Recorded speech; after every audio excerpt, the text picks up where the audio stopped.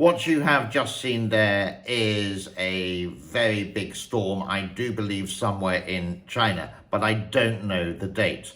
But I just want to call this out because if you see this picture here, today, two big cities in China, Xi'an and Shanghai, were hit by violent rainstorms. Among them, Shanghai Pudong, 105 millimeters of rainfall in 45 minutes, and Xi'an, located in the inner northwest, well, it's actually in the north, also experienced 64 millimeters of rain in 1 hour.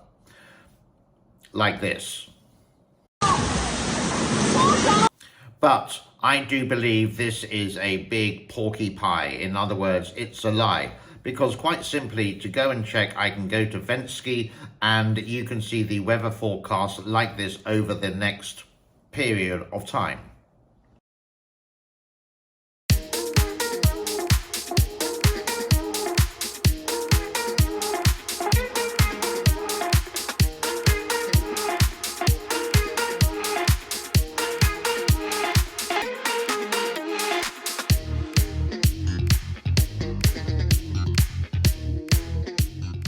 Now, if there were big, massive, violent rainstorms within the last 13 hours, the satellite forecast would show where it is now, but there's nothing there. And I have scoured the internet for these rainstorms over the last, you could say, couple of hours, and I can't find anything. So I'm going to put Mr. Jim Yang to shame by saying this has not happened. There have been some really heavy rainstorms in places like in the southeast. Earlier last month, at the beginning of the month, we did have the Beijing typhoon, etc. But now there is rain. There are some few thunderstorms, but nothing really to write home about.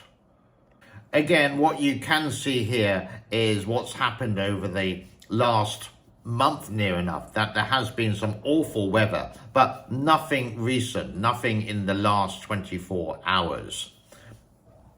Now, moving away from that and still in the title, something related to E.T. Maybe he is phoning home because there have been some images like this. Now, obviously, I can't confirm this, but they do look weird that these objects are floating in the sky. Foam home.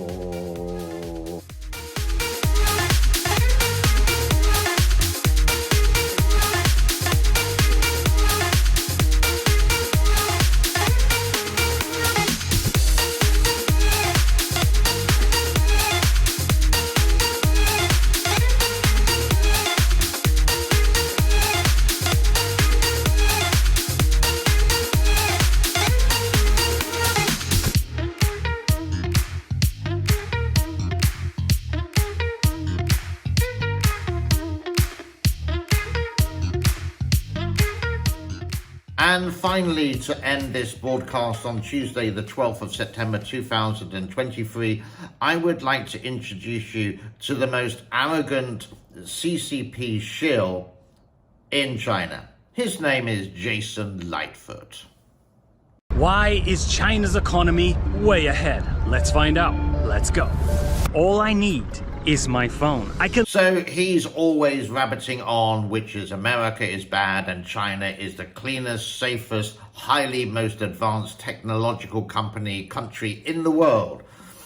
This one, he's actually saying you don't need to bring a wallet in China. You can just use Alipay, a electronic payment system. I'm sure you may have the same similar in your bank.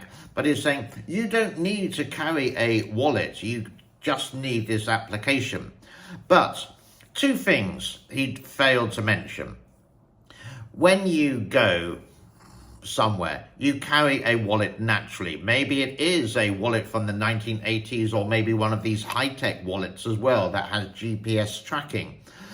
But if you are saying you don't need one, what about your ID card? What about your driving license? What about your vehicle registration? You would need the actual license. Where are you going to put that? You're not just going to put it in your back pocket. You're going to lose them. Yeah? So you do need some kind of holder, Mr. Jason Lightfoot. And the other thing is, if you go to China as a tourist, yeah, you would usually take some credit cards, a debit card, again, a credit card, because you as a foreigner cannot use the WeChat payment system. You can't use the Alipay system unless you have a Chinese bank account. You can't have a Chinese bank account unless you are registered in China as a resident or working or whatever. As a tourist, forget it. So they do need to have a system. Now, I know a lot of the big stores will accept the credit card and maybe a Visa debit card, but small market stores, they will say Alipay, Alipay, Alipay, and you don't have it. You don't have WeChat either. So you still do need to have the two systems. In this country, we have electronic payment systems. It's really, really good. I don't have any cash in my wallet, but I still carry a wallet, one, because of my credit cards and debit cards. I also need to carry my vehicle registration in my wallet and my driving license.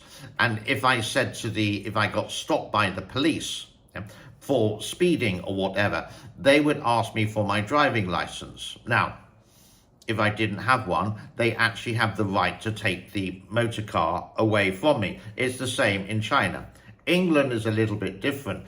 If you don't have any ID, they can do a electronic search, I do believe, or you have 7 days to register your driving license with any police station, etc., just to show that you can. So, Jason Lightfoot, yes, China has lots of technological advances, great, but you still got to use the old-fashioned way because it's not all digital yet. If you showed a picture of your driving license on your phone, would they accept that? I doubt it very much. Everyone wants the original. Even if it's on a third-party application like Alipay, it's not a government application, so it's not official.